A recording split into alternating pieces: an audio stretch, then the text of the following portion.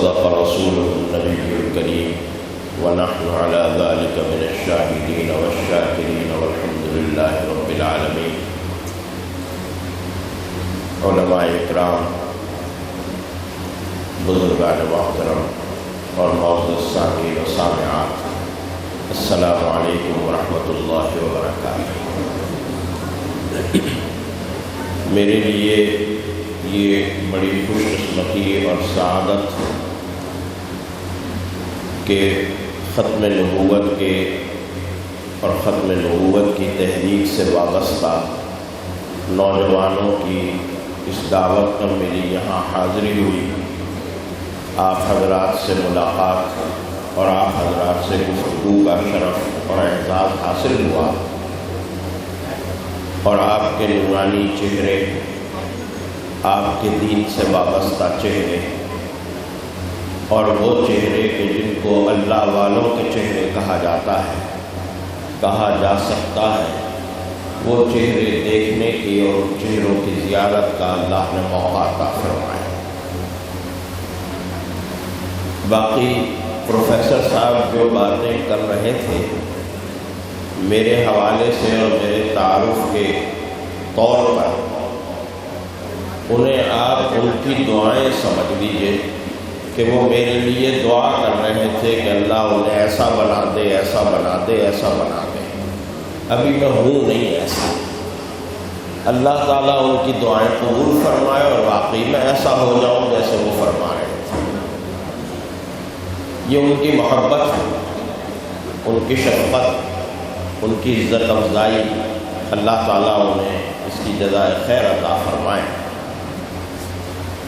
حقیقت یہ ہے کہ میں کوئی خطیب نہیں، کوئی مقرر نہیں، کوئی بہت بڑا عالم دین، بس وہ عالم دین جو سند لے لیتے ہیں کسی مدرسے سے، اس درجے کا عالم دین، اور اس طور سے پڑھنے والا کہ جو درسگاہ میں پیچھے بیٹھ کر پڑھتا ہے، جسے انگریزی میں بیک بینچر کہتے ہیں. کیونکہ پیچھے بیٹھ کر جو طالب علم پڑھتا ہے وہ وہی پڑھتا ہے جو پڑھائی میں غیر سنجیدہ ہوتا ہے، جو کلاس میں دیر سے آتا ہے اور جسے جلدی بھاگنا ہوتا ہے، اور استاد کی نظروں سے بچ کے اسے کچھ کھیل تماشا بھی بیٹھنے کے دوران کرنا ہوتا ہے. میں اس طرح کے طالب علموں میں سے. اس لیے کوئی بہت بڑی تقریر، کوئی بہت بڑا خطابت کا کوئی ولولہ اور جوش اور کوئی بہت علمی بات آپ مجھ سے توقع نہ کیجیے گا. طالب علمانہ سی چند چیزیں بہت اختصار کے ساتھ آپ کی خدمت میں عرض کروں گا. اب تعالیٰ جل شانہ مجھے کچھ صحیح کہنے کی ہمت اور توفیق نصیب فرمائے، اور جو کچھ کہوں اس پر آپ کو بھی عمل کی توفیق دے اور مجھے بھی عمل کی توفیق. یہ بات واقعتاً ایک حقیقت ہے کہ اسلام، اللہ تعالیٰ نے جو دین ہمیں عطا فرمایا ہے، اس دین کے متعلق اللہ کی طرف سے یہ اعلان ہوا کہ الیوم اکملت لکم دینکم واتممت علیکم نعمتی ورضیت لکم الاسلام دینا. تکمیل دین کا اس طرح کا اعلان اس سے پہلے نہ اللہ کی کسی آسمانی کتاب میں ہوا، نہ کسی آسمانی مذہب میں ہوا. یہودیت بھی آئی، عیسائیت بھی آئی، حضرت ابراہیم علیہ السلام کا دین اور ان کے صحیفے بھی آئے. حضرت ابراہیم علیہ السلام کی اولاد میں انبیاء علیہم السلام کا ایک بہت بڑا سلسلہ اور طویل سلسلہ موجود. ایسا سلسلہ کہ اللہ تعالیٰ نے حضرت ابراہیم علیہ السلام کو کانا امت قرار دیا کہ حضرت ابراہیم علیہ السلام ایک ذات اور ایک ہستی نہیں ہے، بلکہ اپنی ایک ذات کے اندر پوری امت ہے. جیسے ہم آج کل کہا کرتے ہیں کسی کے متعلق کہ یہ فلاں صاحب جو ہے وہ اپنی ذات میں ایک انجمن ہے، اللہ تعالیٰ اسی طریقے سے حضرت ابراہیم علیہ السلام کو یہ کہہ رہا ہے کہ کان امۃ قانتا للہ حنیفا، اللہ کی طرف متوجہ تھے، اللہ کی مطیع اور فرما بردار، اس کے عبادت گزار تھے، اور پوری کی پوری امت تھی۔ ان کے صحیفوں میں بھی اللہ نے یہ اعلان نہیں کیا کہ الیوم اکملت لکم دینکم واتممت علیکم نعمتی۔ یہ اعلان صرف ہوا اللہ تعالیٰ کی طرف سے نبی کریم صلی اللہ علیہ وسلم کی اوپر نازل ہونے والی وحی اور اس کتاب مبین کے اندر، اور نازل ہوا اس دین متین پر کہ جس دین متین پر الحمدللہ ثم الحمدللہ آج میں اور آپ عمل کر رہے ہیں، جس کے میں اور آپ آج نام لیوا ہیں۔ چنانچہ اس دین متین نے ہمیں پورا نظام حیات عطا فرمایا۔ یہ دین صرف چند عبادتوں کا نام نہیں ہے کہ آپ نے نماز پڑھ لی، روزہ رکھ لیا، حج کر لیا، زکوٰۃ ادا کر لی، رمضان المبارک کے روزے رکھ لیے تو دین مکمل ہو گیا۔ نہیں، ایسی بات نہیں ہے۔ دین یہاں ختم نہیں ہوتا، دین یہاں سے شروع ہوتا ہے۔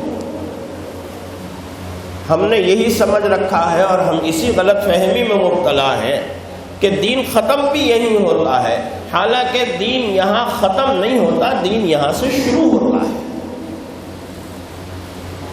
چنانچہ اس دین متین نے اپنے نظام حیات کے اندر ایک پورا اور بھرپور نظام معاشرت بھی عطا فرمایا، اور اس نظام معاشرت کے اندر اللہ تعالیٰ نے انسانوں کے درمیان زندہ رہنے اور انسانوں کے درمیان رہنے کے بنیادی اصول بھی بتلائے اور جزوی احکام بھی ارشاد فرمائے۔ اور یہ بھی ایک امتیاز ہے اس قرآن کریم کا کہ اللہ تعالیٰ نے جہاں اپنے حقوق کا ذکر کیا، جہاں عبادات کا ذکر کیا، وہاں عبادات کو اللہ تعالیٰ نے بنیادی اور اجمالی حکم تک مختصر رکھا، تفصیلات نہیں بیان فرمائی۔ اس کی جزوی تفصیلات نبی کریم صلی اللہ علیہ وسلم کی سیرت طیبہ نے اور آپ کی سنت مطہرہ نے بیان فرمائی۔ اقیم الصلاۃ کہہ دیا بس۔ یہ اقامت صلاۃ ہوگی کیسے، اس کے جزوی احکام کیا ہوں گے، اس کی کیفیات کیا ہوں گی، دن رات میں کتنی نمازیں پڑھنی ہوں گی، ہر نماز میں کتنی رکعتیں پڑھنی ہوں گی، یہ ساری تفصیلات ہمیں نبی کریم صلی اللہ علیہ وسلم کی سنت سے معلوم ہوتی ہے، قرآن نہیں بتلاتا۔ لیکن جب اللہ تعالیٰ معاشرتی احکام ارشاد فرماتا ہے، انسانی حقوق اور انسانی ذمہ داریوں کو بیان کرتا ہے، تو نہ صرف یہ کہ بنیادی اور اصولی اور اجمالی حکم دیتا ہے، بلکہ اجمالی احکام کے ساتھ ساتھ اللہ تعالیٰ اس کی جزوی اور فروعی تفصیلات بھی بیان کرتا ہے۔ یہ جو آیات مبارکہ میں نے آپ کے سامنے تلاوت کی، یہ آیات مبارکہ اسلام کے معاشرتی اور اخلاقی نظام کا ایک طویل سلسلہ ہے۔ تقریباً 37 آیات مبارکہ ہیں یہ سورہ بنی اسرائیل کی، کہ جس کے اندر اللہ تعالیٰ نے معاشرتی نظام کی مختلف جہتوں کو اور مختلف پہلوؤں کو بیان کیا، اور اسی طرح بیان کیا کہ اجمالی اور اصولی نوعیت کا بنیادی حکم بھی دیا، اور اصولی نوعیت کے بنیادی حکم کے ساتھ ساتھ اس کی فروعی اور جزوی تفصیلات بھی بیان کی۔ یہاں میں ایک بات عرض کرتا چلوں، بنیادی اصول کے طور پر سمجھ لیجئے کہ جب ہم معاشرتی نظام کی بات کرتے ہیں، معاشرت کی بات کرتے ہیں، تو حقوق اور فرائض کی بات ہوتی ہے، حقوق اور فرائض کی بات ہوتی ہے۔ اور ہم اسکول کالج کے زمانے سے ایک محاورہ پڑھتے چلے آ رہے ہیں کہ حقوق اور فرائض کا چولی دامن کا ساتھ ہے۔ حقوق اور فرائض دونوں ایک دوسرے کے ساتھ بہت گہری مناسبت اور بہت گہرا ربط رکھتے ہیں۔ وہ کیوں؟ اس لیے کہ ایک طبقے کے جو حقوق ہوتے ہیں دوسرے طبقے کے وہی فرائض ہوتے ہیں۔ میرے جو فرائض ہیں وہ میرے شاگردوں کے حقوق ہیں، میرے شاگردوں کے جو فرائض ہیں وہ میرے حقوق ہیں، شوہر کے جو فرائض ہیں وہ بیوی کے حقوق ہیں، اور بیوی کے جو فرائض ہیں وہ شوہر کے حقوق ہیں، والدین کے جو فرائض ہیں وہ اولاد کے حقوق ہیں، اور اولاد کے جو فرائض ہیں وہ والدین کے حقوق ہیں۔ عام طور پر جو معاشرتی نظام اس دنیا کے اندر مروج ہے، ان کے اندر بات کی جاتی ہے حقوق کی، کہ بھئی طلبہ کو یہ حقوق حاصل ہیں، شہریوں کو یہ حقوق حاصل ہیں، مزدوروں کو یہ حقوق حاصل ہیں، افسروں کو یہ حقوق حاصل ہیں، اساتذہ کو یہ حقوق حاصل ہیں، حقوق کی بات کی جاتی ہے۔ اور عام طور پر ان معاشروں میں مطالبہ اور تقاضا بھی حقوق کا ہی کیا جاتا ہے۔ آپ دیکھتے ہیں روزانہ آپ اخبارات میں پڑھتے ہیں، مختلف چینلز پہ نیوز اور خبریں پڑھتے ہیں کہ آج فلاں لوگوں نے ہڑتال کر دی، آج فلاں لوگوں نے مظاہرہ کر دیا، آج فلاں لوگ سڑک پہ آ کے بیٹھ گئے اور اپنے حقوق کا مطالبہ کرنے لگے، یہ حق بھی دیا جائے، یہ حق بھی دیا جائے، یہ حق بھی دیا جائے۔ یہ جو کشاکشی ہے حقوق کی، یہ کشاکشی مغربی معاشرے کی خصوصیت ہے۔ قرآن حکیم جب حقوق کی بات کرتا ہے تو وہ حقوق کی بات نہیں کرتا، وہ فرائض کی بات کرتا ہے۔ قرآن حکیم حقوق کی بات اس انداز سے کرتا ہے کہ وہ ایک طبقے کے حقوق جب بیان کرنا چاہتا ہے تو وہاں مخاطب اس طبقے کو نہیں کرتا کہ تمہارا یہ حق ہے، یہ حق ہے، یہ حق ہے، چھینو، نکالو لوگوں کی جیب سے، بلکہ وہ دوسرے طبقے کو مخاطب کرتا ہے اور یہ کہتا ہے کہ تمہاری یہ ذمہ داری ہے، یہ ذمہ داری ہے، یہ ذمہ داری ہے۔ مثلا والدین کے حقوق بیان کرنے ہیں تو والدین کو مخاطب نہیں کیا گیا کہ اے والدین، اولاد کے ذمہ تمہارا یہ بھی حق ہے، یہ بھی حق ہے، یہ بھی حق ہے، یہ بھی حق ہے، پکڑو انہیں گریبان سے اور ان کی جیب سے اور ان کی پیٹ سے یہ حقوق نکالو۔ نہیں، جہاں والدین کے حقوق بیان کرنے تھے وہاں مخاطب اولاد کو کیا گیا، اور اولاد کو مخاطب کر کے یہ کہا گیا کہ دیکھو والدین کے حوالے سے تمہاری یہ بھی ذمہ داری ہے، یہ بھی ذمہ داری ہے، یہ بھی ذمہ داری ہے، یہ بھی ذمہ داری ہے، یہ بھی فریضہ ہے، یہ بھی فریضہ ہے۔ اب اولاد ان ذمہ داریوں کو سمجھے، ان ذمہ داریوں کو ادا کرے، والدین کے حقوق خود بخود ادا ہوتے چلے گئے۔ اب یہ کشاکشی نہیں ہوگی، جہاں اولاد کے حقوق بیان کرنے تھے وہاں والدین کو خطاب کیا گیا، وَعَلَى الْمَوْلُودِ لَهُ رِزْقُهُنَّ وَكِسْوَتُهُنَّ بِالْمَعْرُوفِ، کہ اولاد کی حوالے سے والدین کی یہ ذمہ داری ہے کہ وہ اولاد کی پرورش کریں، تربیت کریں، انہیں کھانا پینا، رہائش، لباس مہیا کریں۔ وہاں اولاد کو مخاطب نہیں کیا گیا کہ اے اولاد، اے نوجوان، اے شبان ختم نبوت، تمہارے والدین کے ذمے تمہارا یہ حق ہے، تمہارا یہ حق ہے، تمہارا یہ حق ہے، چھینو اپنے والدین سے۔ وہاں والدین کو مخاطب کیا گیا کہ اولاد کے حوالے سے تمہاری یہ ذمہ داری ہے، تمہاری یہ ذمہ داری ہے، تمہاری یہ ذمہ داری ہے، اس کو ادا کرو۔ قرآن کریم کا یہ مزاج آپ کو ہر مقام پر نظر آئے گا۔ زوجین کے حقوق بھی اسی انداز کے ساتھ بیان ہوئے، حکومت کے حقوق جو عوام کے ذمے ہیں وہ بھی اسی انداز سے بیان ہوئے، عوام کے جو حقوق حکومت کے ذمے ہیں، حکمرانوں کے ذمے ہیں، وہ بھی اسی انداز سے بیان ہوئے۔ چنانچہ ان آیات مبارکہ میں حق تعالی جل شانہ نے والدین کے حقوق بیان کیے اور اسی انداز سے بیان کیے کہ والدین کو مخاطب نہیں کیا بلکہ مخاطب کیا اولاد کو کہ دیکھو والدین کے حوالے سے تمہاری یہ بھی ذمہ داری ہے، تمہاری یہ بھی ذمہ داری ہے، تمہاری یہ بھی ذمہ داری ہے۔ ایک بات تو یہ بنیادی اور اصولی نوعیت کی ذہن میں رکھیں۔ دوسری چیز بنیادی اور اصولی نوعیت کی ایک اور ہے جو قرآن کریم میں آپ کو عمومی مزاج کے طور پر نظر آئے گی، اور وہ یہ نظر آئے گی کہ اللہ تعالیٰ جب معاشرتی نظام کو، اخلاقی نظام کو بیان کر رہا ہے تو آغاز ہوتا ہے، آغاز اور ابتدا ہوتی ہے اللہ کی وحدانیت کے بیان سے کہ اللہ کی وحدانیت اور عقیدہ توحید کو اختیار کرو، شرک سے بچو، اور اس کے فوراً بعد جو اگلا حکم آتا ہے وہ والدین کے ساتھ حسن سلوک کا۔ یہ جو سورہ بنی اسرائیل کی آیات مبارکہ میں نے آپ کے سامنے تلاوت کی، وہاں بھی آپ کو یہی اسلوب نظر آئے گا کہ اللہ تعالی اپنے فیصلے بیان کر رہا ہے، اسلامی نظام معاشرت کو بیان کرنا شروع کر رہا ہے، تو اللہ نے ایک لفظ استعمال کیا، اور وہ لفظ کیا استعمال کیا؟ وَقَضَىٰ رَبُّكَ، تمہارے پروردگار نے یہ فیصلہ کر دیا ہے،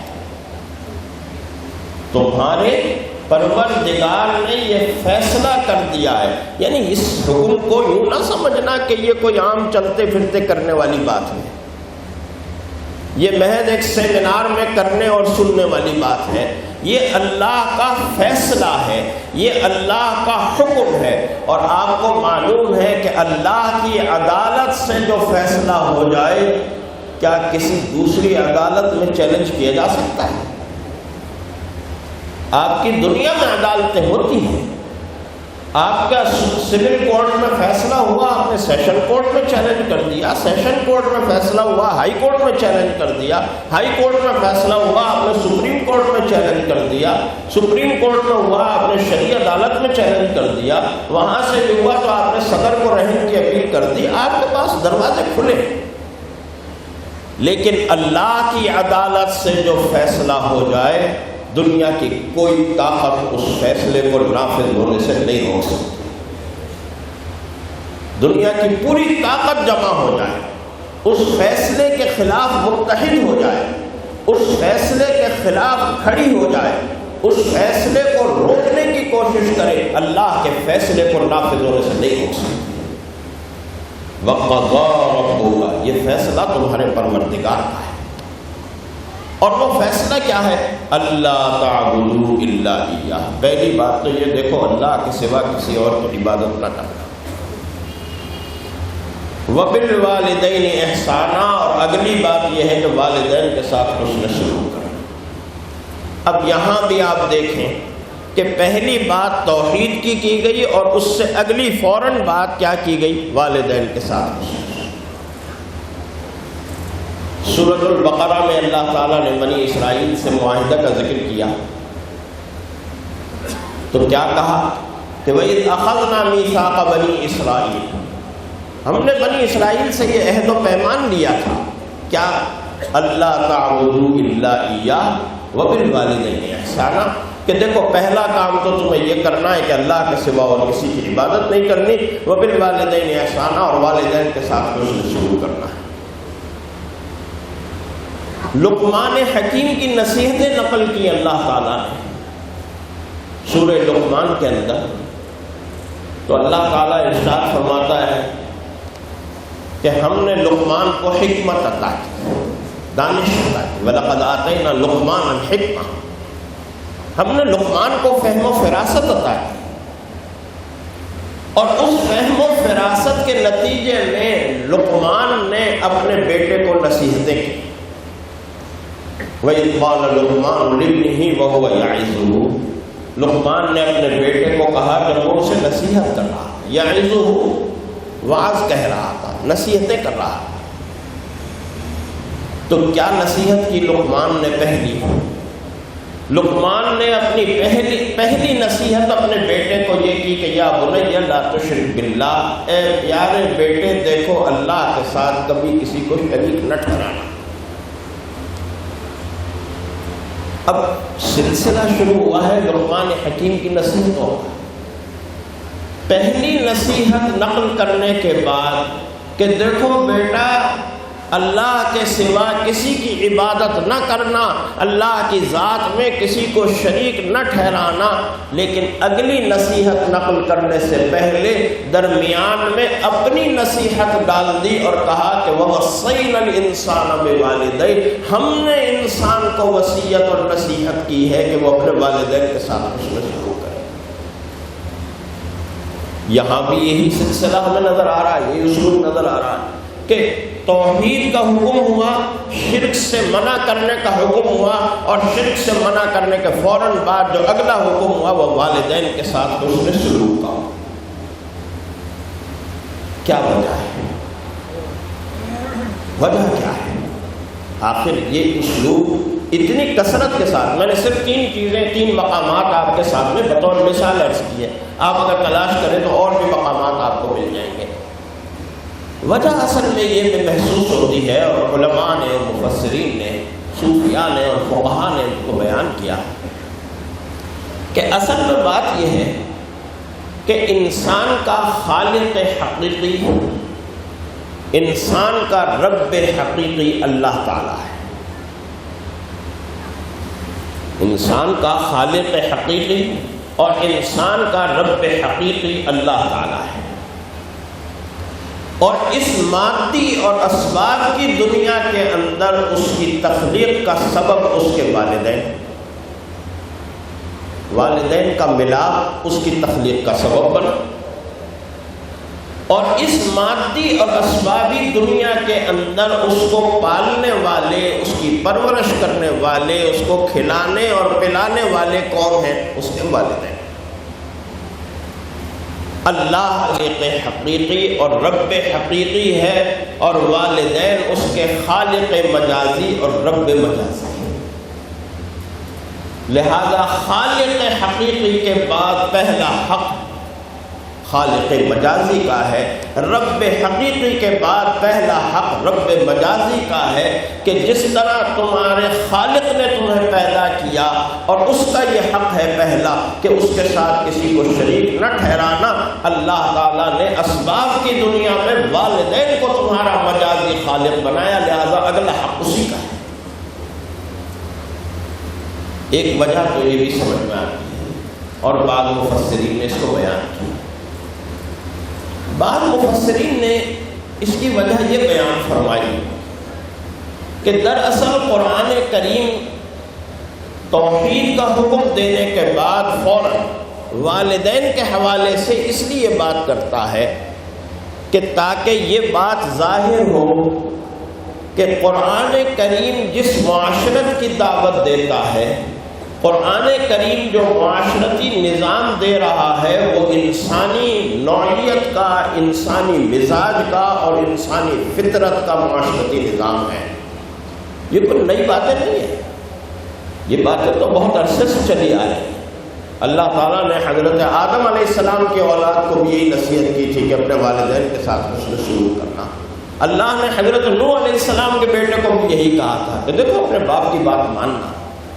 اللہ نے حضرت ابراہیم علیہ السلام کی اولاد کو بھی یہی کہا تھا۔ اللہ نے بنی اسرائیل سے بھی یہی معاہدہ کیا تھا۔ اللہ نے لقمان حکیم کو جو حکمت دی تھی، اس حکمت میں بھی یہی بات آئی تھی۔ یہ اور بات ہے کہ چونکہ وہ خود باپ تھا اور بیٹے کو نصیحتیں کر رہا تھا، اس لیے اس نے والدین کے ساتھ حسن سلوک کی بات نہیں کی، اس لیے کہ اگر وہ یہ بات کرتا تو یوں سمجھا جاتا کہ یہ اپنی عزت کروانا چاہ رہا ہے، اس لیے یہ بات کر رہا۔ وگرنہ حضرت عیسیٰ علیہ السلام نے جب گور مادر کے اندر بات کی تھی تو کیا کی تھی؟ انی عبد اللہ آتانی الکتاب وجعلنی نبیا وجعلنی مبارکا اینما کنت واوصانی بالصلاۃ والزکاۃ ما دمت حیا وبرا بوالدتی، کہ مجھے یہ حکم دیا گیا، مجھے یہ وصیت کی گئی کہ میں نماز قائم کروں، میں زکوٰۃ ادا کروں جب تک زندہ ہوں، اور مجھے یہ بھی حکم دیا گیا کہ میں اپنی والدہ کے ساتھ نیک سلوک کروں۔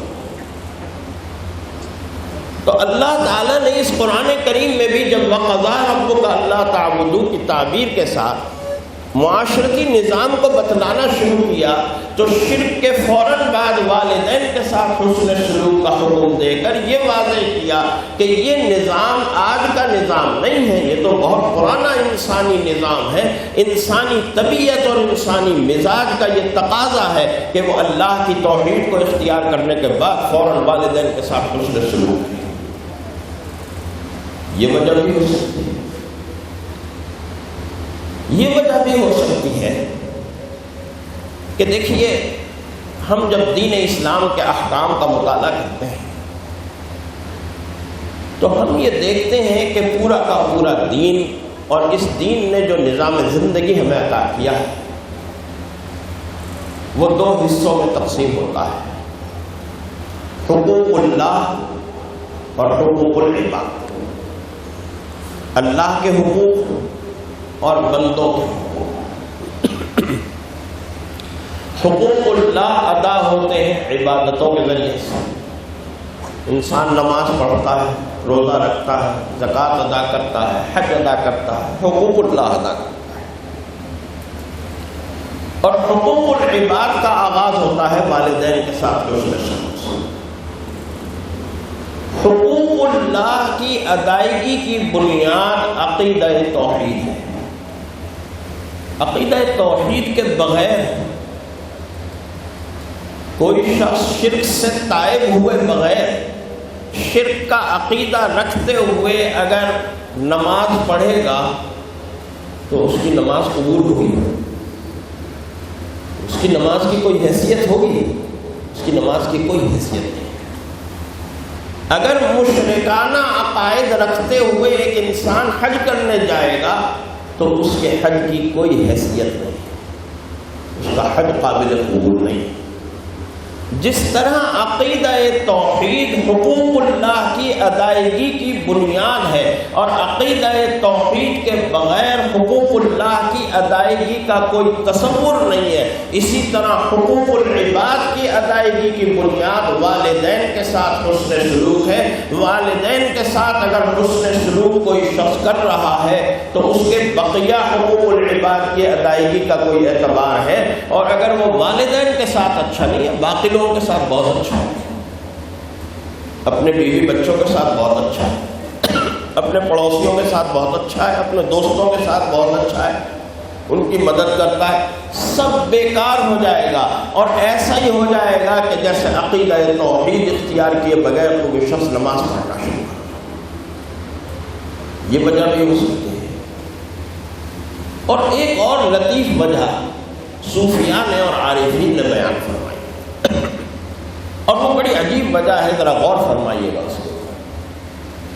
وہ وجہ صوفیاء اور عارفین نے یہ بیان فرمائی کہ اصل میں بات یہ ہے کہ والدین اللہ کی توحید کا اس دنیا کے اندر واحد عملی نمونہ ہے۔ والدین یا والدین کا رشتہ اللہ کی توحید کا اس دنیا میں واحد نمونہ ہے۔ وہ کیسے؟ وہ ایسے کہ ذرا غور فرمائیں، آپ ہر رشتے کے اندر تعدد ثابت کر سکتے ہیں۔ آپ یہ کہہ سکتے ہیں میرے 4 بھائی ہیں، آپ یہ کہہ سکتے ہیں میری 5 بہنیں ہیں، آپ یہ کہہ سکتے ہیں میری 2 پھوپھیاں ہیں، میری 3 پھوپھیاں ہیں، آپ یہ کہہ سکتے ہیں میرے 3 ماموں ہیں، میرے 4 چچا ہیں۔ کہہ سکتے ہیں یا نہیں کہہ سکتے؟ کہہ سکتے ہیں۔ ان سارے رشتوں کے اندر تعدد ہو سکتا ہے، بہنیں بھی ایک سے زیادہ ہو سکتے ہیں، بھائی بھی ایک سے زیادہ ہو سکتے ہیں، چچا ماموں تایا بھی ایک سے زیادہ ہو سکتی ہیں، خالہ پھوپھیاں بھی ایک سے زائد ہو سکتی ہیں، لیکن نہ ماں ایک سے زائد ہو سکتی ہے، نہ باپ ایک سے زائد ہو سکتا ہے۔ ماں بھی ایک ہی ہوگی جس نے اس کو جنم دیا، اور باپ بھی ایک ہی ہوگا جس کے نطفے سے وہ پیدا ہوا ہے۔ نہ دنیا کے اندر کوئی دوسرا شخص اس کا باپ ہو سکتا ہے، نہ دنیا کے اندر کوئی دوسری عورت اس کی ماں ہو سکتی ہے۔ جس طرح اللہ کے سوا کوئی اور معبود نہیں ہو سکتا، اسی طرح ماں کے سوا کوئی ماں نہیں ہو سکتی، باپ کے سوا کوئی باپ نہیں ہو سکتا۔ تو اللہ کی وحدانیت کا، اللہ کی توحید کا جو عملی نمونہ ہے، لہذا اللہ کی توحید اختیار کرنے کے بعد اس دنیا میں اللہ کی توحید کا جو عملی نمونہ ہے وہ اس کا حق ہے۔ اور اگر یہ وجہ آپ دیکھ لیں تو یوں لگتا ہے کہ گویا توحید بھی والدین کے ساتھ ہی منسلک ہو گئی، اگر والدین کے ساتھ حسن سلوک کر رہا ہے تو اس کا مطلب ہے وہ توحید کے عملی تقاضے کو پورا کر رہا ہے. اگر والدین کے ساتھ حسن سلوک نہیں کر رہا تو وہ توحید کے عملی تقاضے کو بھی نہیں پورا کر رہا. اس کی توحید بھی مشکوک ہو جائے گی, اس کا عقیدہ توحید بھی مشکوک ہو جائے گا اگر وہ والدین کے ساتھ ٹھیک نہیں ہے. اس لیے اللہ تعالیٰ نے ایک مقام پر نہیں, کئی مقامات پر یہ اسلوب اختیار کیا کہ جہاں اللہ نے عقیدہ توحید کو بیان کیا, اس کو اختیار کرنے کا حکم دیا, وہ والدین کے ساتھ حسن سلوک کا حکم. وَقَضَىٰ رَبُّكَ أَلَّا تَعْبُدُوا إِلَّا إِيَّاهُ وَبِالْوَالِدَيْنِ إِحْسَانًا. اب یہاں آپ ان آیات کریمہ کی ترتیب پر غور کریں اور ان آیات کریمہ میں اللہ تعالیٰ جو احکام بیان کر رہے ہیں ان احکام پر غور کریں تو آپ ایک نتیجے پر پہنچیں گے. اور وہ نتیجہ کیا نکالیں گے کہ اللہ تعالیٰ نے اپنا حق تو 2 لفظوں میں 3 لفظوں میں بیان کر. وَقَضَىٰ رَبُّكَ أَلَّا تَعْبُدُوا إِلَّا إِيَّاهُ. اللہ تعبدو ایک لفظ ہو گیا, اللہ ایک لفظ ہو گیا, ایاہ تیسرا لفظ ہو گیا. بس اللہ نے اپنا حق بیان کر دیا کہ اللہ کے حوالے سے ہماری یہ ذمہ داری ہے. لیکن جب والدین کی بات آئی, والدین کے ساتھ حسن سلوک کی بات آئی, تو صرف اتنی اصولی اور بنیادی بات پر اکتفا نہیں کیا کہ وَبِالْوَالِدَيْنِ إِحْسَانًا. اس اصولی اور بنیادی حکم کے دینے کے بعد اللہ تعالیٰ نے اس کی جزوی اور فروعی بحثیں بھی ارشاد فرمائی کہ دیکھو اِمَّا يَبْلُغَنَّ عِندَكَ الْكِبَرَ أَحَدُهُمَا أَوْ كِلَاهُمَا فَلَا تَقُل لَّهُمَا أُفٍّ وَلَا تَنْهَرْهُمَا وَقُل لَّهُمَا قَوْلًا كَرِيمًا وَاخْفِضْ لَهُمَا جَنَاحَ الذُّلِّ مِنَ الرَّحْمَةِ وَقُل رَّبِّ ارْحَمْهُمَا كَمَا رَبَّيَانِي صَغِيرًا. یہ تفصیلات میں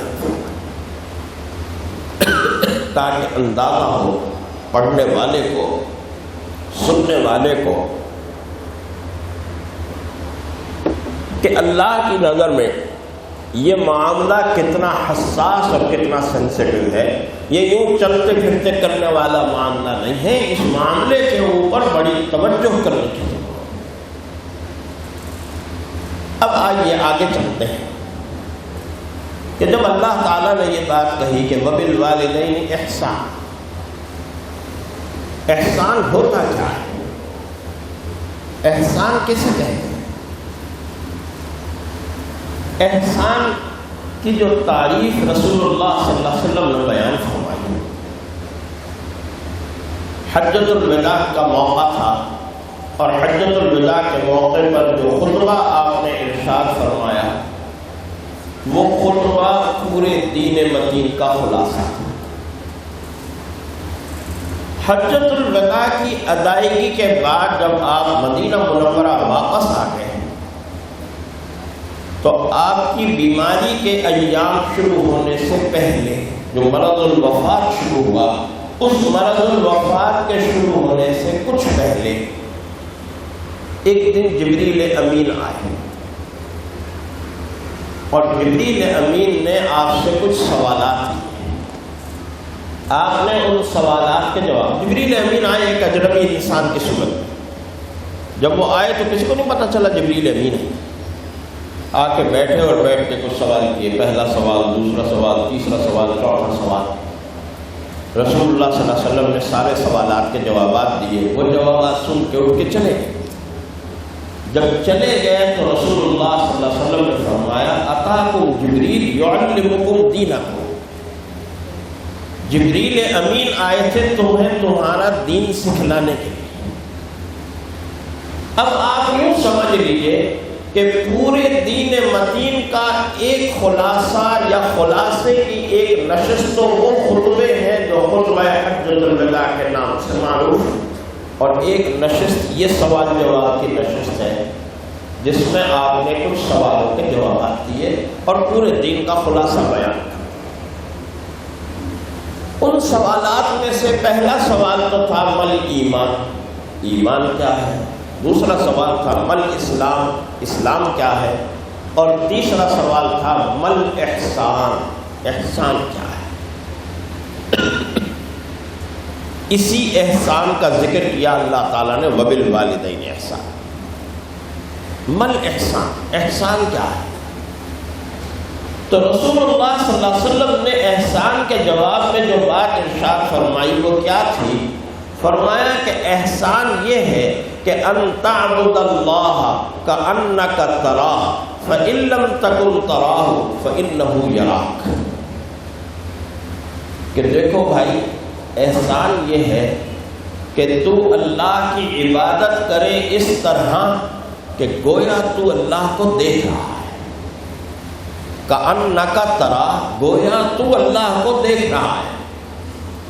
فإن لم تکن تراہ، اگر تو یہ کیفیت نہیں پیدا کر سکتا، یہ کیفیت تیرے اندر نہیں پیدا ہونی کہ تجھے اللہ نظر آ جائے سامنے، اگر تیری عبادت اس درجے کی نہیں ہو سکتی تو اتنا تصور تو بہرحال تجھے کر لینا چاہیے کہ فإنہ یراک، وہ تو بہرحال تجھے دیکھ رہا ہے. تو اسے دیکھے نہ دیکھے وہ تو بہرحال تجھے دیکھ رہا ہے. یہ احسان ہے. اب جب والدین کے ساتھ احسان کی بات کی وبالوالدین احسانا، تو آپ ذرا اس تشریح کو ساتھ ملائیے کہ والدین کے ساتھ انسان جو بھی سلوک کرے اس کیفیت کے ساتھ کرے کہ گویا اپنے پروردگار کو اپنے سامنے دیکھ رہا ہے. ان تعبد اللہ کأنک تراہ. اور اگر یہ کیفیت نہیں پیدا کر سکتا تو کم از کم یہ کیفیت تو ضرور پیدا کر لے کہ فإنہ یراک، وہ تجھے دیکھ رہا ہے. وبالوالدین احسان. اب یہ ایک بنیادی اور اصولی نوعیت کا حکم دینے کے بعد اللہ تعالیٰ نے کچھ جزوی اور فروعی احکام ارشاد فرمائے. اور وہ جزوی اور فروعی احکام جب دیے تو پہلا حکم کیا دیا کہ دیکھو ایک بات یاد رکھنا، اما یبلغن عندک الکبر احدہما او کلاہما. بڑھاپے کی حالت میں اگر وہ تمہیں دونوں یا دونوں میں سے، والد ہیں والدہ چلی گئی، یا والدہ ہیں والد اللہ کو پیارے ہو گئے، یا دونوں موجود، دونوں کے سائے سے، دونوں کے وجود سے تم برکتیں اور رحمتیں حاصل کر رہے ہو، دونوں کا سایہ شفقت تمہارے ساتھ ہے، تو کیا کرنا؟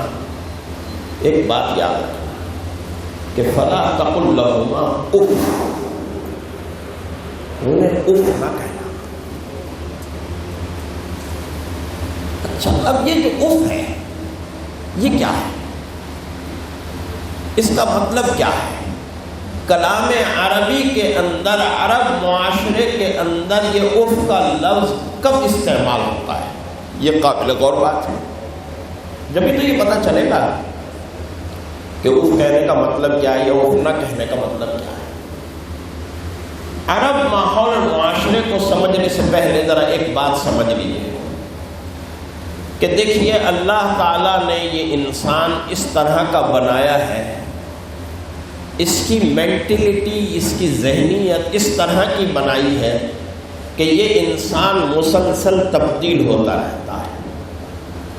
اس کی روایات، اس کے اقدار، اس کے رہن سہن کے طریقے بدلتے رہتے ہیں.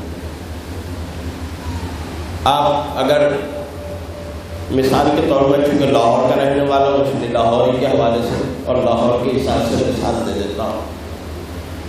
آپ لاہور کے جو پرانے علاقے ہیں، اندرون بھاٹی، اندرون لوہاری، اندرون شیراوالا دروازہ، ان علاقوں میں جائیں ایک دن اور وہاں سیر کر کے آئیں، وہاں کے مکانات، وہاں کی گلیاں دیکھ کر آئیں.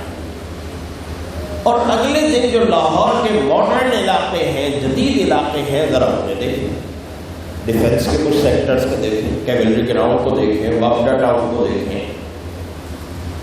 آپ کو وہاں کی رہائش گاہوں اور یہاں کی رہائش گاہوں میں کچھ فرق محسوس ہوگا یا نہیں ہوگا؟ اور یہ فرق جو ہے، جو بھاٹی لوہاری کی رہائش گاہیں ہیں اور ڈیفینس کی رہائش گاہیں، زمانی اعتبار سے اگر آپ دیکھیں گے تو زیادہ سے زیادہ 150-200 سال کا ہوگا، اس سے زیادہ کا نہیں ہوگا. آپ کو زمین آسمان کا فرق نظر آئے گا. وہاں کی گلیوں میں، یہاں کی گلیوں میں، وہاں کے مکانات میں، یہاں کے مکانات میں، وہاں کی تہذیب میں اور یہاں کی تہذیب میں۔ وہاں آپ بھاٹی میں کسی شخص سے پوچھیں کہ فلاں صاحب کہاں رہتے ہیں، وہ آپ کو ان کے گھر پہنچا کے آئے، ہے نا، چاہے وہ مکان 2 فرلانگ کے فاصلے پر ہو۔ لیکن ڈیفینس میں آپ اگر ساتھ والے کا مکان پوچھ لیں کہ جی وہ صاحب کہاں رہتے ہیں، نہیں مجھے تو نہیں پتا کہاں رہتے۔ یہ تہذیبی فرق ہے یا نہیں ہے؟ لیکن آج سے 1000 سال پہلے گھوڑا جس طرح رہتا تھا آج بھی گھوڑا اسی طرح رہتا ہے۔ آج سے 1000 سال پہلے بھینس جیسے رہتی تھی آج بھی بھینس ویسی رہتی ہے۔ اگر اس کے رہن سہن میں کوئی تبدیلی آئی ہے تو وہ بھی انسان ہی لایا ہے نا۔ اگر اسے باڑے سے نکال کر فارم میں لے گیا ہے اور اس کے دودھ دھونے کے لیے اس نے مشین لگا لی ہے تو وہ بھی انسان نے لگائی ہے۔ بھینس نے نہیں مطالبہ کیا تھا کہ اب میرا جو دودھ ہے وہ ہاتھ سے نہ دھویا جائے، مشین لگائی جائے، پلانٹ لگایا جائے۔ انسان تبدیل ہوتا رہتا ہے، روایات، اس کا رہن سہن کا انداز تبدیل ہوتا رہتا ہے، اور یہ ضروری نہیں ہے کہ یہ تبدیلی کسی ناجائز طرف ہی جا رہی ہو۔ بعض اوقات ایسا ہوتا ہے کہ تبدیلی سے پہلے کی جو حالت تھی وہ بھی جائز تھی، تبدیلی کے بعد کی جو حالت ہے وہ بھی جائز تھی، ناجائز کوئی نہیں ہے۔ مثلاً آپ کو ایک مثال دے دیتا ہوں، بات اور واضح ہو جائے کہ آج سے 50-60 سال پہلے کا کلچر اگر آپ غور فرمائیں تو کلچر یہ تھا کہ باہر صحن میں چارپائیاں لگ گئی، چھڑکاؤ ہو گیا، ہے نا، کچا صحن ہوتا تھا، مٹی کے اوپر چھڑکاؤ ہوتا تھا، بڑی بھینی بھینی پیاری سی خوشبو اور ٹھنڈک ہو جاتی تھی۔ زیادہ سے زیادہ یہ ہوتا تھا جب پنکھا آ گیا تو ایک پینسل فین آپ نے رکھ دیا اور سارے گھر والے بنی اس صحن میں دالان میں سو گئے۔ لیکن اب تہذیب کیا ہے؟ اب تہذیب یہ ہے کہ سب کے الگ الگ کمرے ہیں، بیٹے کا الگ کمرہ ہے، دوسرے بیٹے کا الگ کمرہ ہے، بیٹی کا الگ کمرہ ہے، دوسری بیٹی کا الگ کمرہ ہے، میاں بیوی کا الگ کمرہ ہے۔ رات ہوتی ہے تو سب اپنے اپنے کمروں میں جاتے ہیں، اپنے اے سی چلاتے ہیں، سو جاتے ہیں۔ یہ تہذیبی فرق ہے۔ اب آپ ان میں سے کس چیز کو ناجائز کہیں گے؟ کیا پرانا طریقہ ناجائز تھا یا یہ نیا طریقہ ناجائز ہے؟ آپ کہیں گے نہیں ناجائز تو دونوں سے کوئی نہیں، دونوں جائز ہیں۔ اچھا، اب یہ جب تبدیلی آتی ہے، ایک نسل سے دوسری نسل سامنے آتی ہے، والدین حالات کو دیکھ رہے ہوتے ہیں اپنے زمانے کے حالات کی روشنی میں اور اسی پس منظر میں۔ سارے ایک شہر میں سویا کرتے تھے، یہ تم نے کیا طریقہ بنا لیا؟ سب اپنے اپنے کمروں میں گھس کے سو جاتے ہیں، یہ کیا طریقہ بنا لیا؟ والدین اس تبدیلی پر احتجاج کرتے ہیں۔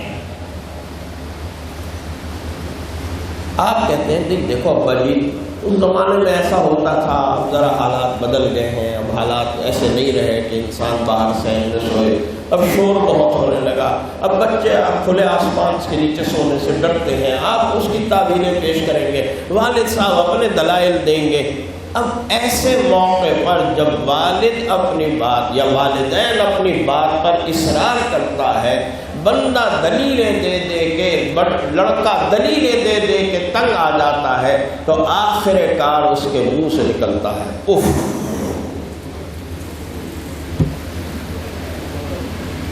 اس اف کو منع کیا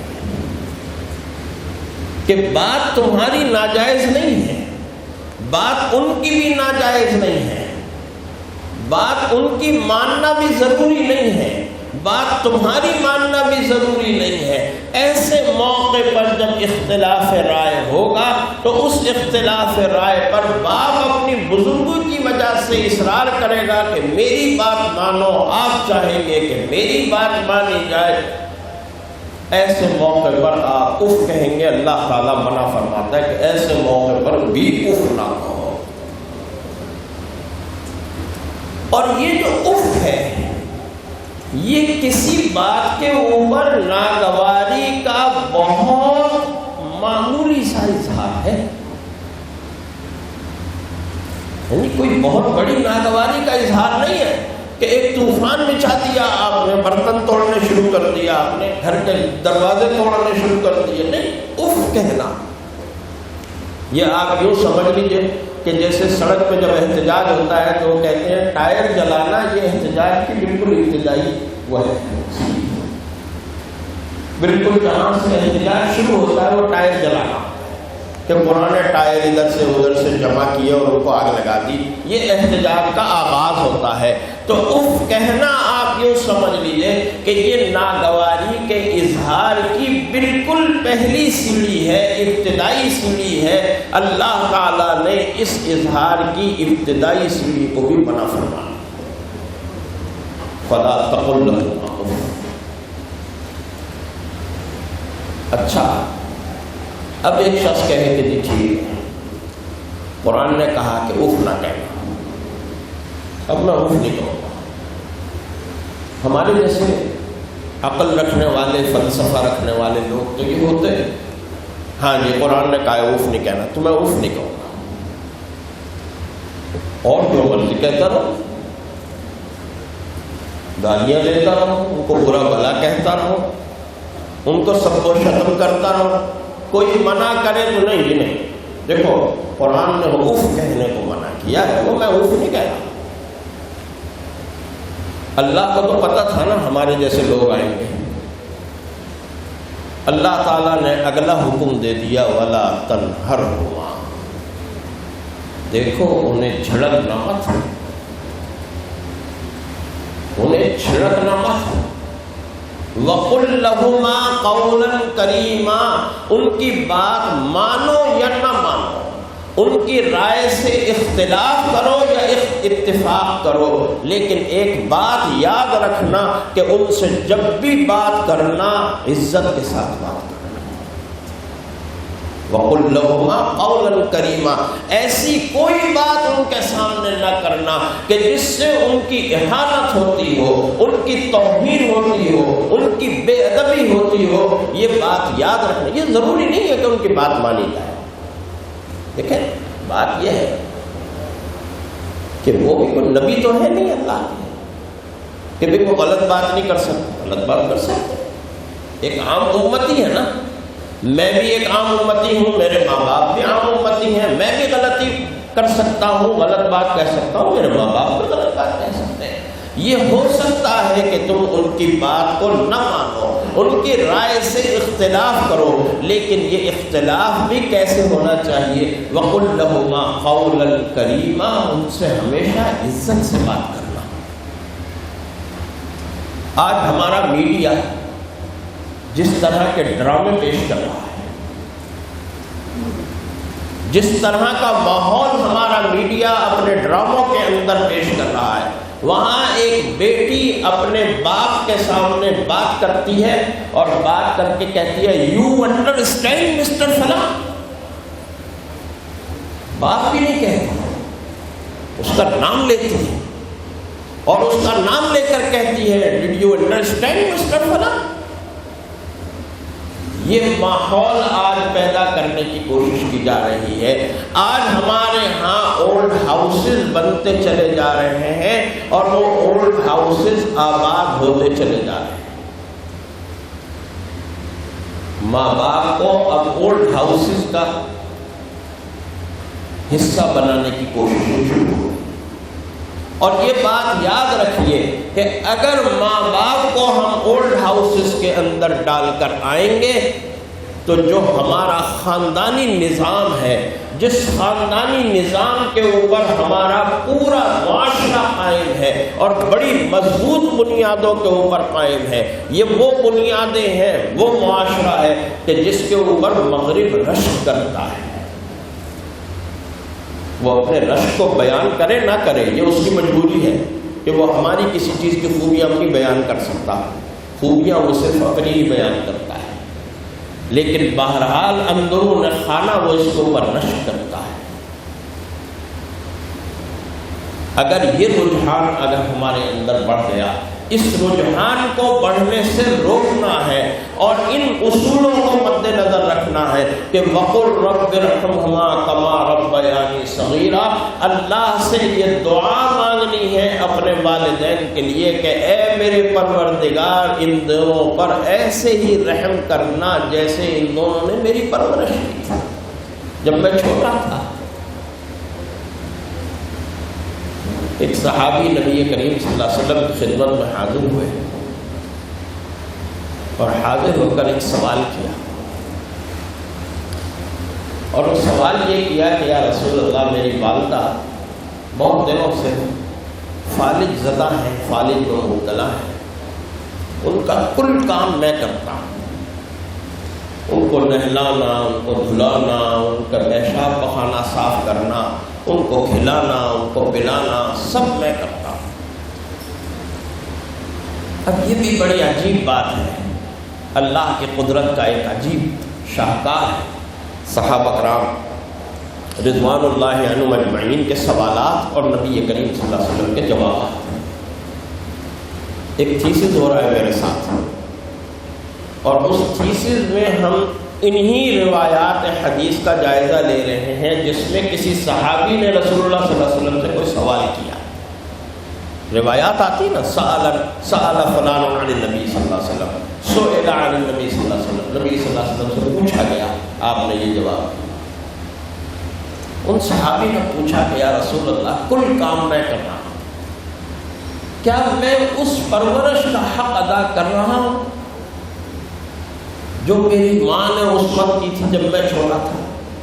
وہ بھی میرا منہ صاف کرتی تھی، مجھے دودھ پلاتی تھی، آج میں بھی وہی کام اپنی ماں کے ساتھ کر رہا ہوں، تو کیا میں اس کا حق ادا کرنے والا ہوں جو سال ہر سال اس نے میری پرورش کی؟ رسول اللہ صلی اللہ علیہ وسلم نے فرمایا، تم اس پورے عرصے کی پرورش کا حق کیا ادا کرو گے؟ تم اس کے ایک رات کی پرورش کا اور ایک رات کے جاگنے کا اور کام کرنے کا حق نہیں ادا کر سکتے۔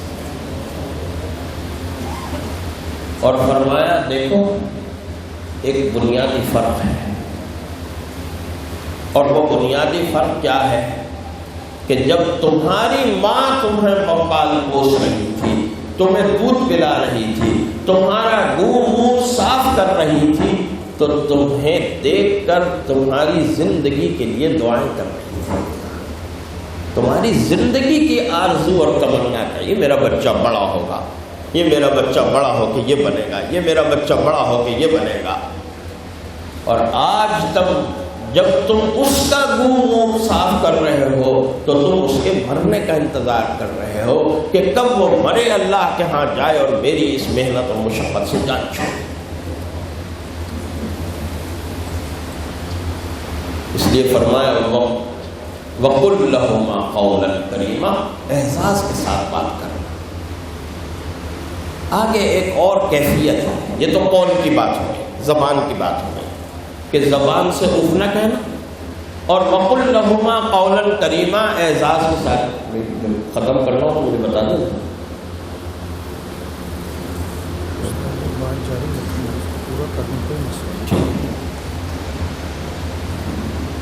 اب آگے بات آ رہی ہے رویے کی۔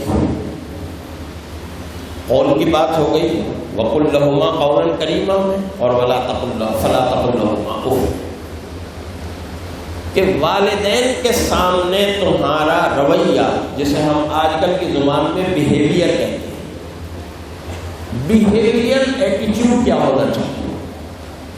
اس بیہیویئر ایٹیچیوڈ کو ایک استعارے کے ذریعے سے بیان کیا، اور وہ استعارہ کیا؟ اللہ تعالیٰ یوں کہتا ہے کہ دیکھو وَخْفِضْ لَهُمَا جَنَاحَ الذُّلِّ مِنَ الرَّحْمَةِ،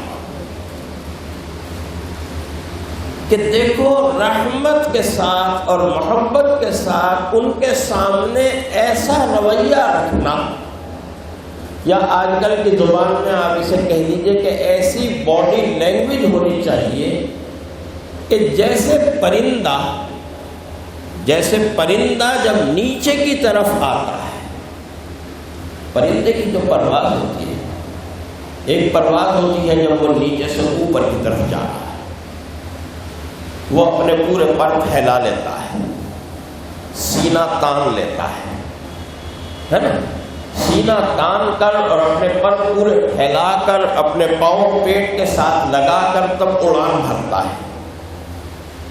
لیکن پرندہ جب نیچے آ رہا ہوتا ہے تو اس کی کیفیت مختلف ہوتی ہے، اس کی گردن نیچے کو جھکی ہوئی ہوتی ہے، اس نے اپنے پورے وجود کو سمیٹا ہوا ہوتا ہے، اس نے پاؤں نیچے کیے ہوئے ہوتے ہیں، ہے نا، اور اس کی نظریں زمین کی طرف ہوتی ہیں، اس آشیانے کی طرف ہوتی ہیں جس آشیانے پر جا کر اسے اترنا ہے۔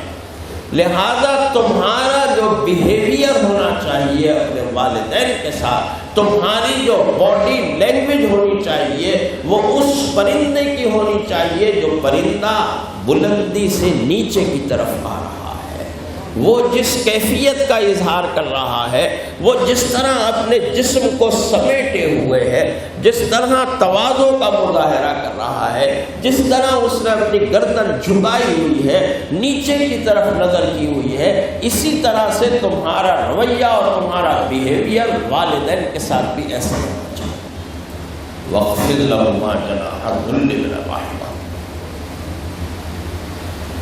اب یہ ساری باتیں تو آ گئی زندگی سے متعلق، فلا تقل لهما اف زندگی سے متعلق، ولا تنہرهما زندگی سے متعلق، وقل لهما قولا کریما زندگی سے متعلق، واخفض لهما جناح الذل تواضع کا مظاہرہ کرنا زندگی کے ساتھ۔ یہ تو وہ حقوق ہیں جو صرف زندہ رہنے کے والدین کی اس دنیا میں رہنے کے ساتھ مخصوص ہے۔ ایک اور حق بیان کیا کہ اس حق کا تعلق زندگی سے بھی ہو سکتا ہے، ان کی وفات کے بعد بھی ہو سکتا ہے، اور وہ کیا ہے کہ دیکھو ان کے لیے دعا کرتے رہنا، اور دعا کیا کرنا؟ رب ارحمہما کما ربیانی صغیرا،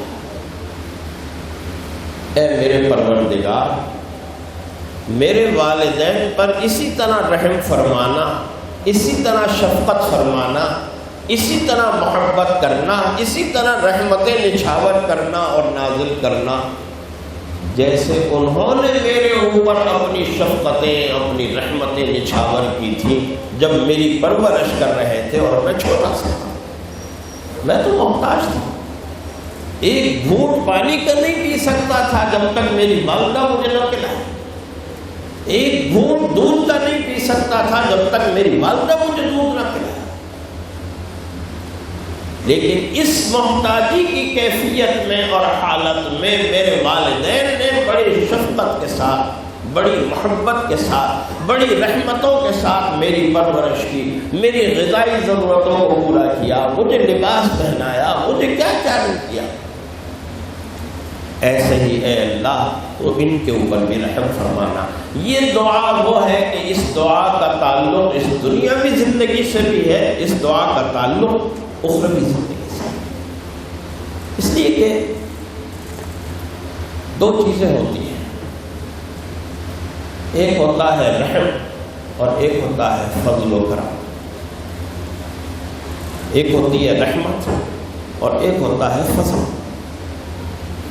رحمت اللہ کی وسیع ہوتی ہے، رحمت کا تعلق اس دنیا کی زندگی سے بھی ہوتا ہے، رحمت کا تعلق آخرت کی زندگی سے بھی ہوتا ہے نا؟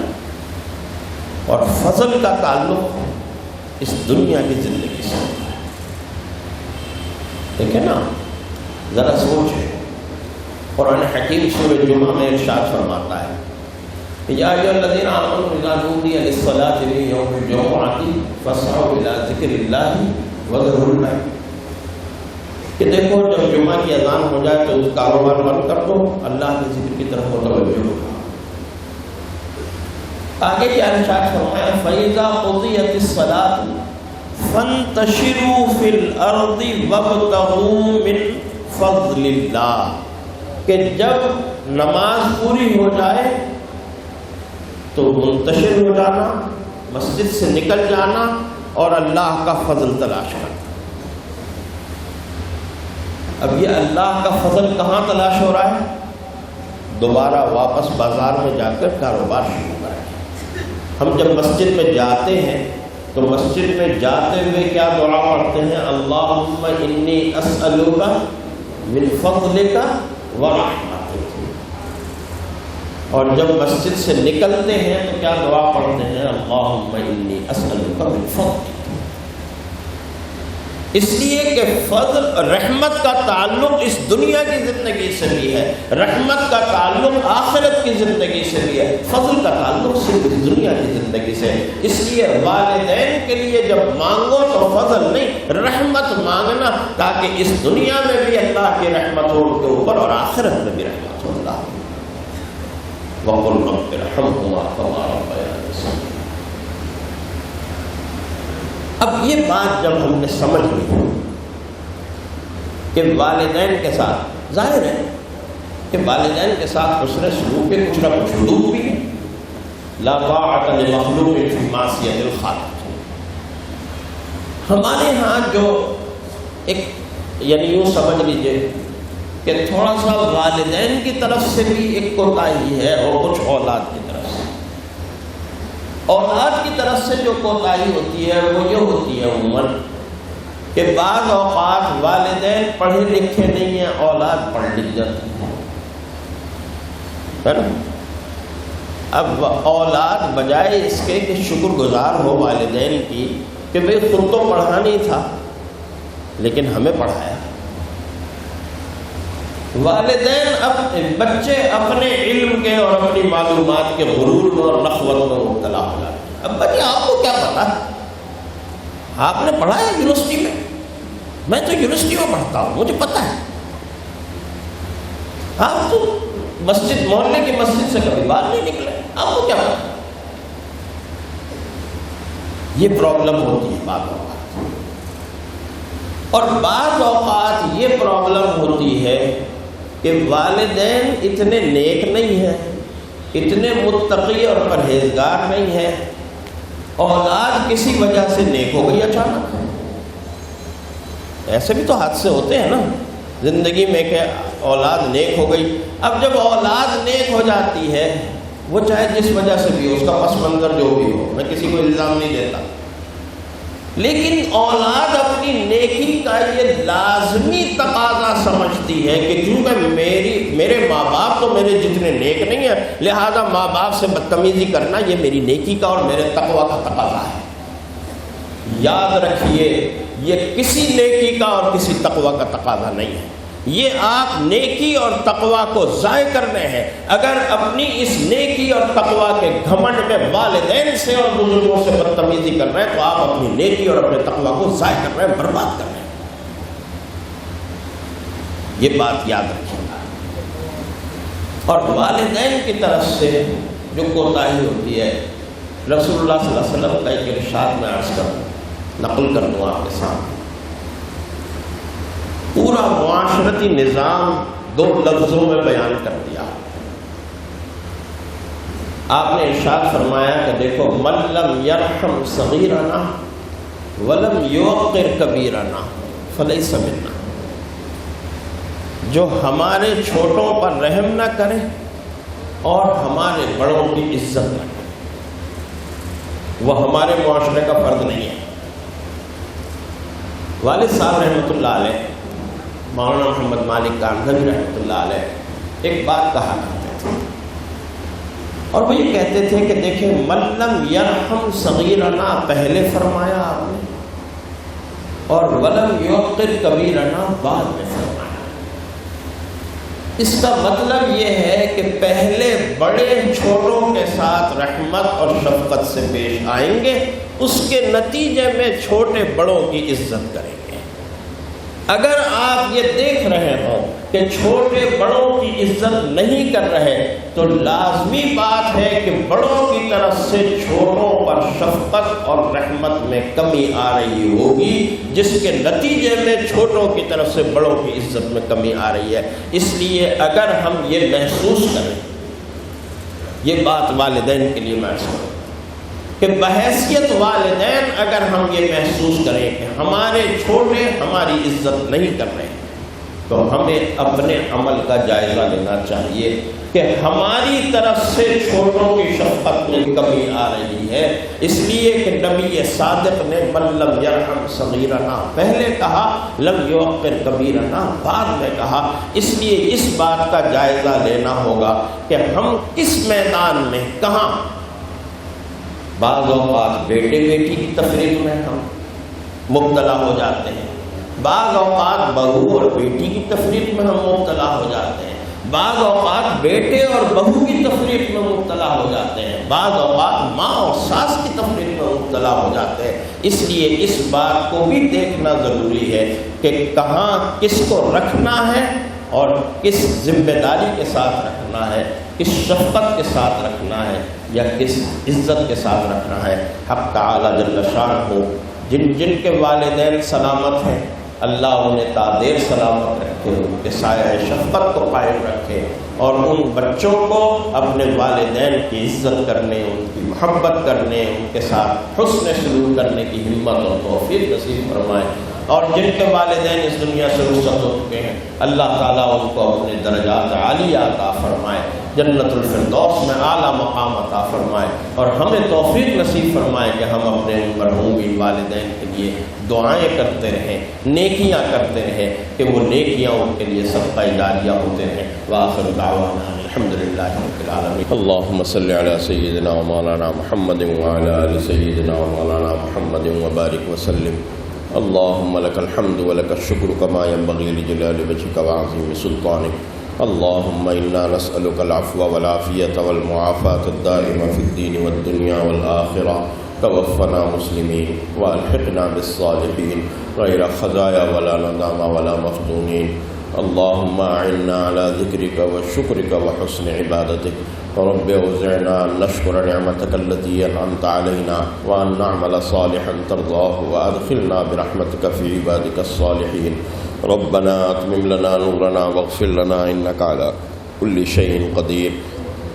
اللهم حبب الينا الايمان وزينه في قلوبنا وكره الينا الكفر والفسوق والعصيان۔ اللهم اجعلنا من الراشدين، اللهم اجعلنا من التوابين، اللهم اجعلنا من المتطهرين۔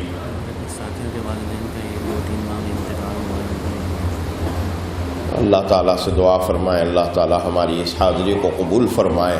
اے اللہ جو کچھ ہم نے پڑھا اور سنا ہے اللہ تو اس کو قبول فرما۔ اے اللہ قرآن کریم کی ان تعلیمات پر اور ان ہدایات پر عمل کرنے کی ہمت اور توفیق نصیب فرما۔ اے اللہ ہمیں اپنے بڑوں کی، اپنے بزرگوں کے ادب و احترام کی ہمت اور توفیق نصیب فرما۔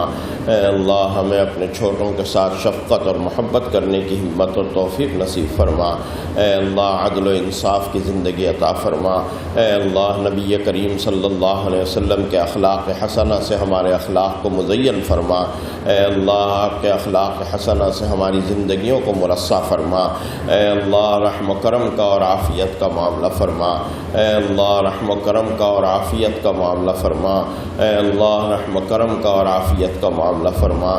اے اللہ جن جن کے والدین حیات ہیں اللہ تو انہیں صحت کی اور ایمان و تقوی کی لمبی زندگی عطا فرما۔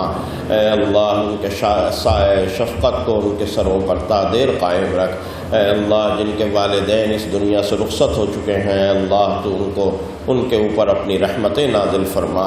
اے اللہ ان کے درجات کو بلند فرما۔ اے اللہ ان کو اعلیٰ علیین میں شمار فرما۔ اے اللہ ان کو جنت الفردوس میں اعلیٰ مقام عطا فرما۔ ہمارے شبان نبوت کے اور شبان ختم نبوت کے اور اس مجلس کے منتظمین کے والدین گزشتہ دنوں میں جو وفات پا گئے ہیں اللہ تو ان کے درجات کو بلند فرما۔ اے اللہ ان کو اعلیٰ علیین میں شمار فرما۔ اے اللہ ان کو جنت الفردوس میں اعلیٰ مقام عطا فرما۔ اے اللہ اولاد کو والدین کی وفات اور ان کی جدائی کا صدمہ برداشت کرنے کی ہمت اور قوت نصیب فرما۔ اے اللہ صبر عطا فرما، صبر و استقامت سے اس آزمائش سے گزرنے کی ہمت اور طاقت نصیب فرما۔ اے اللہ ہمیں اسلامی معاشرہ نصیب فرما، اسلامی اور دینی اخلاقیات نصیب فرما۔ فرما، اے اللہ وہ ایمان و تقوی نصیب فرما جس کا تو نے تقاضا کیا، جس کا تو نے حکم دیا، اے اللہ وہ ایمان و تقوی نصیب فرما، اے اللہ اپنے حقوق ادا کرنے کی بھی ہمت عطا فرما، اور اے اللہ اپنے بندوں کے حقوق ادا کرنے کی بھی ہمت اور توفیق نصیب فرما، اے اللہ رحم و کرم کا اور عافیت کا معاملہ فرما۔ یہ جو مجلسیں یہ منعقد کروا رہے ہیں، جو اس کے منتظمین ہیں، اس کے معاونین ہیں، اے اللہ سب کی ان کوششوں کو بارآور فرما، اے اللہ اپنی بارگاہ میں قبول فرما، اے اللہ اخلاص کے ساتھ ان کوششوں کے اندر خیر و برکت نصیب فرما، اے اللہ ان کاوشوں کے اندر خیر و برکت نصیب فرما، ان کے خوبصورت اور اچھے ثمرات، اچھے نتائج اے اللہ ہمارے معاشرے کے اوپر مرتب فرما، اے اللہ اصلاح احوال کے لیے مرتب فرما، اے اللہ اخلاص و تقوی پیدا کرنے کے لیے ان کے نتائج اور ثمرات پیدا فرما۔ ربنا تقبل منا انك انت السميع العليم وتب علينا انك انت التواب الرحيم ربنا آتنا في الدنيا حسنة وفي الآخرة حسنة وقنا عذاب النار۔